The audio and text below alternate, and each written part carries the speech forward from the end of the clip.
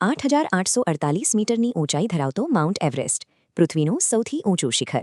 આજ સુધીમાં હજારો પર્વતારોહકોએ આ કઠોર અને બરફથી ઢંકાયેલા શિખરને સર કર્યું છે. પરંતુ હવે આ શિખર જુઓ, કૈલાસ પર્વત. એવરેસ્ટ કરતાં લગભગ 2,000 મીટર નીચો હોવા છતાં તેની ટોચ આજે પણ અસ્પર્શ્ય અને અજેય છે. આધુનિક ટેકનોલોજી અને અદ્યતન સાધનોની મદદ છતાં અત્યાર સુધી કોઈપણ પર્વતારોહક આ શિખરના રહસ્યોને કેમ ભેદી શક્યો નથી. કૈલાસ એ પ્રકૃતિની એક એવી સીમા છે જ્યાં પહોંચતા જ માનવી પોતાની શક્તિ અને વિજ્ઞાનની મર્યાદાઓનો અનુભવ કરે છે. 4 મુખ્ય ધર્મોની આસ્થાનું કેન્દ્ર કૈલાસ સદીઓથી બ્રહ્માંડની ધરી અથવા એક્સિસ મુન્ડી તરીકે ઓળખાય છે. આ મઠો અને પ્રાચીન ઇમારતો તે ઊંડી આધ્યાત્મિકતાના સાક્ષી છે.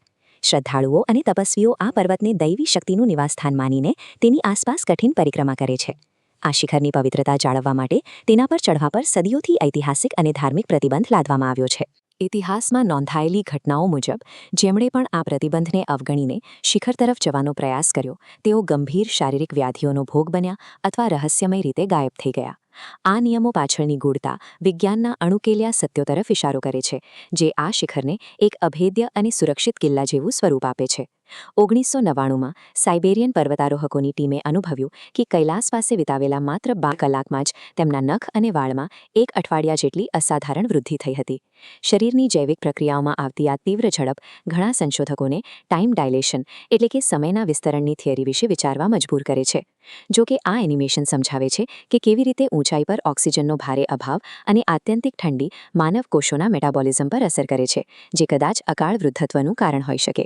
ભૌતિક સમયમાં પરિવર્તન હોય કે જૈવિક પ્રતિક્રિયા, કૈલાસનું વાતાવરણ માનવ શરીરના આંતરિક ચક્રને ચોક્કસપણે વિચલિત કરવાની ક્ષમતા ધરાવે છે. પર્વતની 4 દિશાઓમાં સચોટ રીતે ગોઠવાયેલી ભૌમિતિક રચના જોતા તે કોઈ વિશાળ અને પ્રાચીન પિરામિડનો ભાસ કરાવે છે. આ એનિમેશન દર્શાવે છે તે પૃથ્વીના ચુંબકીય ક્ષેત્રની રેખાઓ શિખર પાસે વિકૃત થાય છે, જેથી હોકાયંત્ર કામ કરવાનું બંધ કરી દે છે. આ ઊર્જા પર્વતના પાયામાં સૌથી વધુ સક્રિય છે, જે ઇલેક્ટ્રોનિક ઉપકરણોને દિશાહીન કરે છે. આ ચુંબકીય તરંગોની વિશિષ્ટ હાજરી સાબિત કરે છે કે કૈલાસ પર્વત તેની આસપાસના સામાન્ય પર્વતોથી વિપરીત એક જીવંત અને શક્તિશાળી ઊર્જા પ્રવાહ જાળવી રાખે છે. દુનિયાના અન્ય ઊંચા શિખરો પર માનવ વસ્તી અને બેઝ કેમ્પની આ ભીડ સામાન્ય છે, પરંતુ કૈલાસ આજે પણ પોતાની એકાંતિક શાંતિ જાળવી શક્યું છે. શિખરો સર કરવાની માનવ જીદ અહીં આવીને નબળી પડતી જણાય છે. આધુનિક વિજ્ઞાન અને પ્રાચીન માન્યતાઓ કૈલાસના ચરણોમાં આવીને એકબીજામાં ભળી જાય છે, છતાં તેનું અસલી સત્ય હજુ પણ બંનેની પકડથી દૂર છે. આ વિશાળ ખીણો અને રહસ્યમય પહાડોની ભવ્યતા આપણને એ યાદ અપાવે છે કે બ્રહ્માંડમાં હજુ ઘણું એવું છે જે માનવ સમજની પલે પાર છે.